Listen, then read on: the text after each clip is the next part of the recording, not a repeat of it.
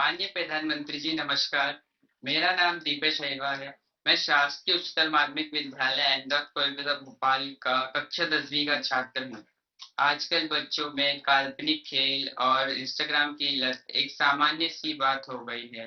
ऐसे समय में हम अपनी पढ़ाई पर कैसे ध्यान केंद्रित करें? माननीय सर, मेरा आपसे यह प्रश्न है कि हम बिना बिना ध्यान भटकाए अपनी पढ़ाई पर कैसे ध्यान केंद्रित करें? मैं इस संबंध में आपसे मार्गदर्शन चाहता हूँ। धन्यवाद। धन्यवाद दीपेश। माननीय प्रधानमंत्री जी, अदिताभ गुप्ता का प्रश्न इंडिया टीवी द्वारा चुना गया है। अदिताभ हमसे आभासी माध्यम से जुड़े रहे हैं। अदिताभ, अपना प्रश्न पूछिए। मेरा नाम आदिताभ गुप्ता है। मैं 10th क्लास में पढ़ता हूँ। जैसे कि टेक्नोलॉजी बढ़ती जा रही है, वैसे भी हमारी डिस्ट्रैक्शन जो है वो और ज़्यादा बढ़ती जा रही है। हमारा फोकस पढ़ाई पे कम होता है और सोशल मीडिया पे ज़्यादा होता है। तो मेरा आपसे ये सवाल है कि हम पढ़ाई पे कैसे फोकस करें और सोशल मीडिया पे कम करें, क्योंकि आपके टाइम पे इतनी ज़्यादा डिस्ट्रैक्शंस नहीं होती थी जितनी अभी हमारे टाइम पे है। Dhanyavad Aditab. Honorable Prime Minister Sir, the next question comes from Kamakshi Rai on a subject that is central to many students. Her question has been selected by Republic TV.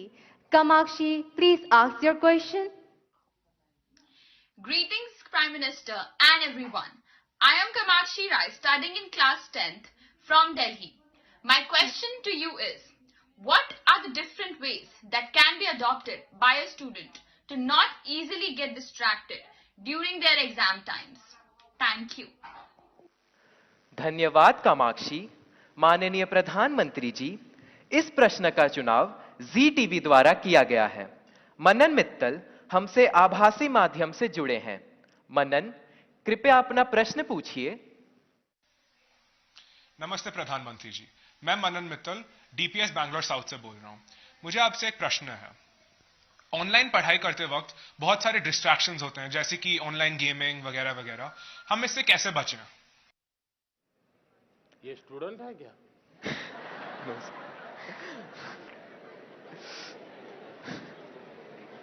वो gadget में ही खोते रहते हो गए।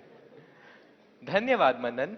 माननीय प्रधानमंत्री जी, दीपेश, अदिताभ, कामाक्षी एवं मनन परीक्षा में आने वाले व्यवधान पर और इससे कैसे बाहर निकलें, इस विषय पर आपसे मार्गदर्शन चाहते हैं। कृपया मार्गदर्शन करें माननीय प्रधानमंत्री जी।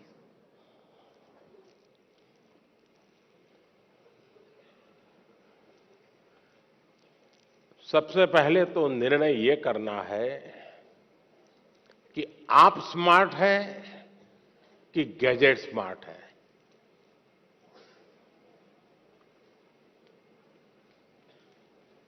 कभी कभी तो लगता है कि आप अपने से भी ज्यादा गैजेट्स को ज्यादा स्मार्ट मान लेते हैं और गलती वहीं से शुरू हो जाती है। आप विश्वास करिए, परमात्मा ने आपको बहुत शक्ति दी है। आप स्मार्ट हैं। गैजेट आपसे स्मार्ट नहीं हो सकता है। आपकी जितनी स्मार्टनेस ज्यादा होगी, उतना गैजेट का सही उपयोग आप कर पाएंगे। वो एक इंस्ट्रूमेंट है जो आपकी गति में नई तेजी लाता है। ये अगर हमारी सोच बनी रही तो मैं समझता हूं कि शायद आप उससे छुटकारा पाएंगे। दूसरा, देश के लिए बहुत बड़ी चिंता का विषय है जी। मुझे कोई बता रहा था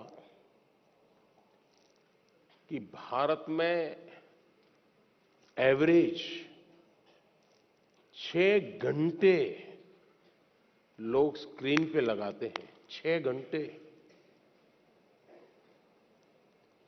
अब जो इसका बिजनेस करते हैं उनके लिए तो खुशी की बात है। जब मोबाइल फोन पर टॉक टाइम होता था तो टॉक टाइम में कहते हैं कि उस समय एवरेज 20 मिनट जाती थी। लेकिन जब से स्क्रीन और उसमें से रील क्या होता है, एक बार शुरू करने के बाद निकलते हैं क्या उसमें से बाहर? क्या होता है? नहीं बोलेंगे?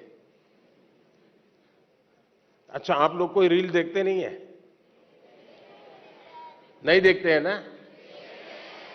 तो फिर शर्माते क्यों हो, बताओ ना, निकलते हैं क्या बाहर अंदर से? देखिए, हमारी क्रिएटिव उम्र और हमारी क्रिएटिविटी का सामर्थ्य अगर एवरेज हिंदुस्तान में 6 घंटे स्क्रीन पर जाए तो ये बहुत चिंता का विषय है। एक प्रकार से गैजेट हमें गुलाम बना देता है। हम उसके गुलाम बनकर के जी नहीं सकते हैं। परमात्मा ने हमें एक स्वतंत्र अस्तित्व दिया है, स्वतंत्र व्यक्तित्व दिया है, और इसलिए हमें सचेत रहना चाहिए कि कहीं मैं इसका गुलाम तो नहीं हूं। आपने देखा होगा, आप कभी भी देखे होंगे, मेरे हाथ में कभी कोई मोबाइल फोन शायद आप रेयरली कभी देखा होगा, रेयरली। मैंने क्यों अपने आप को संभाल के रखा हुआ है, जबकि मैं एक्टिव बहुत हूं, लेकिन उसके लिए समय मैंने तय किया हुआ है। उस समय के बाहर मैं ज्यादा नहीं करता हूं, और इसलिए लोग तो मैंने देखा है, अच्छी मीटिंग चल रही है, बहुत अच्छी, और थोड़ा सा वाइब्रेशन आया तो ऐसे निकाल के देखता है। मैं समझता हूं कि हमने खुद ने कोशिश करनी चाहिए कि हम इन गैजेट्स के गुलाम नहीं बनेंगे। मैं एक स्वतंत्र व्यक्तित्व हूं, मेरा स्वतंत्र अस्तित्व है,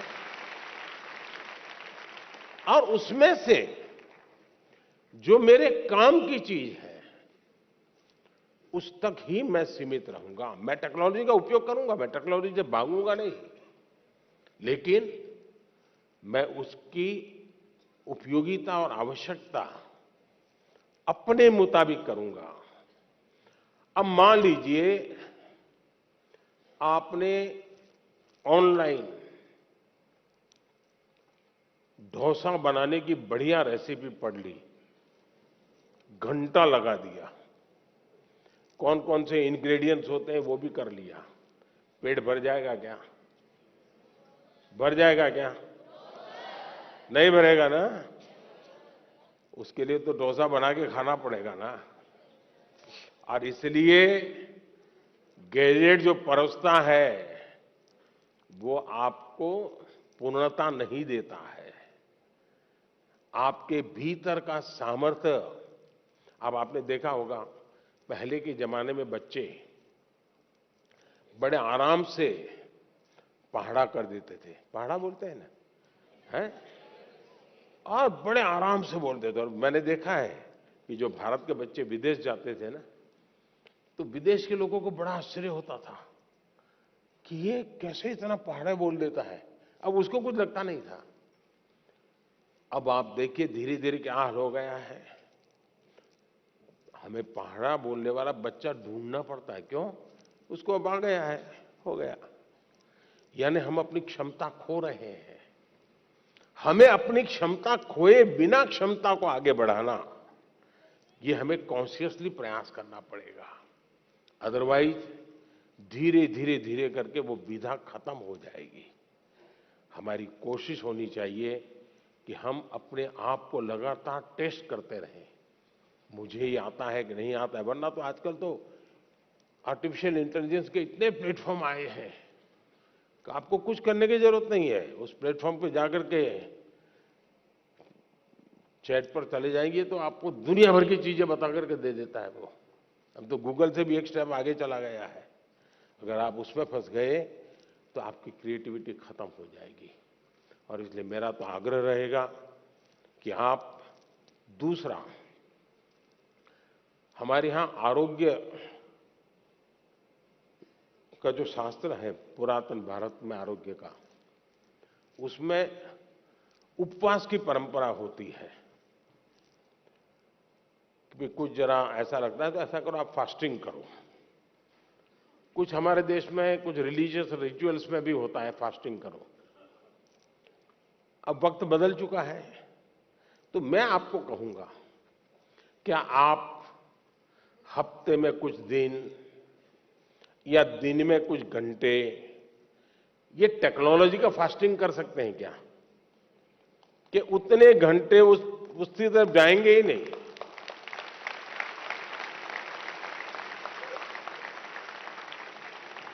आपने देखा होगा कई परिवार होते हैं घर में बड़ा 10वीं 12वीं बड़ा टेंशन शुरू में ही हो जाता है। सारे कार्यक्रम तय करते हैं परिवार वाले, नहीं भाई अगली साल कुछ नहीं है, वो 10वीं में है, वो अगली साल कुछ नहीं है, वो 12वीं में है। ऐसा ही चलता है घर में। और फिर टीवी पे भी कपड़ा लगा देते हैं, हाँ नो टीवी, क्यों? एग्जाम है, 10वीं की एग्जाम है, 12वीं की एग्जाम है। अगर हम इतने जागरूक होकर के टीवी पर तो पर्दा लगा देते हैं, लेकिन क्या हम स्वभाव से तय कर सकते हैं कि सप्ताह में एक दिन मेरा डिजिटल फास्टिंग होगा, नो डिजिटल डिवाइस, मैं किसी को हाथ नहीं लगाऊंगा। उसमें से जो फायदा होता है उसको ऑब्जर्व कीजिए, धीरे धीरे धीरे आपको उसका समय बढ़ाने का मन करेगा। उसी प्रकार से हमने देखा है कि परिवार हमारे तो छोटे होते जा रहे हैं और परिवार भी इस डिजिटल दुनिया में फंस रहे हैं।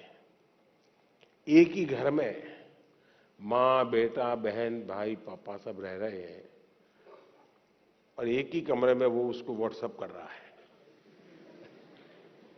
मैं आपकी ही बात बता रहा हूं ना। माँ भी पापा को व्हाट्सएप करेगी। देखा होगा आपने, घर में सब बैठे हैं साथ में, लेकिन हर अपने मोबाइल में खोया हुआ है। वो उधर देख रहा है, ये इधर देख रहा है। यही हो गया है ना। मुझे बताइए परिवार कैसे चलेगा जी? पहले तो बस में, ट्रेन में जाते थे तो लोग गप्पे मारते थे। अब अगर कनेक्टिविटी मिल गई तो पहला काम यही, जैसे दुनिया भर का काम उन्हीं के पास है, उनके बिना दुनिया रुक जाने वाली है। ये जो बीमारियां हैं, इस बीमारियों को हमें पहचानना होगा। हम अगर इन बीमारियों को पहचानेंगे तो हम बीमारियों से मुक्त हो सकते हैं। और इसलिए मेरा आग्रह है, घर में भी क्या आप एक एरिया तय कर सकते हैं क्या? परिवार में जाके आज ही तय कीजिए, एक एरिया तय करिए। ये एरिया जो है नो टेक्नोलॉजी जोन, मतलब वहां टेक्नोलॉजी को एंट्री नहीं मिलेगी। वहां आना है घर के उस कोने में तो मोबाइल वहां रख के आओ और वहां आराम से बैठेंगे, बातें करेंगे। No technology zone. घर के अंदर भी एक कोना बना दीजिए, जैसे देवघर होता है ना, भगवान का मंदिर एक अलग होता है कोने में, वैसा ही बना दीजिए। भाई इस कोने में आना है, चलो आप मोबाइल बाहर रख के आओ, यहां ऐसे बैठो। आप देखिए धीरे धीरे आपको जीवन जीने का आनंद शुरू होगा। आनंद अगर शुरू होगा तो आप उसकी गुलामी में से बाहर आओगे। बहुत बहुत धन्यवाद।